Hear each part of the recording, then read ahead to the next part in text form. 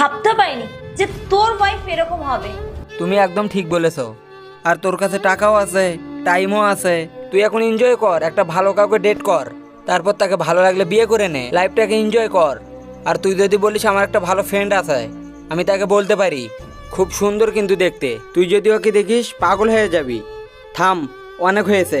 তোরা কি রে, আমার বইয়ের নামে যা মুখে আসছে তাই বলে যাচ্ছিস? তোদের লজ্জা লাগে না এগুলো বলতে? আর তোরা কিসের কথা বলছিস? তোর হাতে যে ঘড়িটা আছে না, ওটা আসল না। আর তুই তুই যে সব জুয়েলারগুলো পরে আছিস না, এগুলোও আসল না, এগুলোও তো অরিজিনাল না। তোরা যেসব পরে আছিস না, সবই নকল। আর তোর যখন খারাপ সময় ছিল তখন তুই তোর বউকে ইউজ করেছিস, আর যখন ভালো সময় এসেছে তখন একে বিয়ে করে তুই তোর বউকে ছেড়ে দিয়েছিস। এসব তো আমি জানতাম না। আর শোন, এ না তোর টাকার কাছে এসেছে। যতদিন তোর কাছে টাকা আছে ততদিন কিন্তু এই থাকবে, ভালোবাসবে। যেই তোর কাছে টাকা শেষ তখন দেখবি এও শেষ, এ আর তোর কাছে থাকবে না। আর আমার বউ না ওয়ার্ল্ডের সব থেকে 1 নাম্বার বউ। আজকে আমি এই জায়গাটায় বসে আছি শুধু ওর জন্য।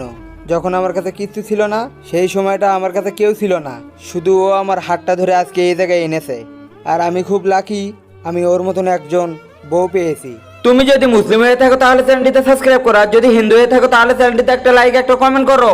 ঠিক আছে, এসব ছাড়, কাজের কথা বল। ডিল করবি কি করবি না সেটা বল।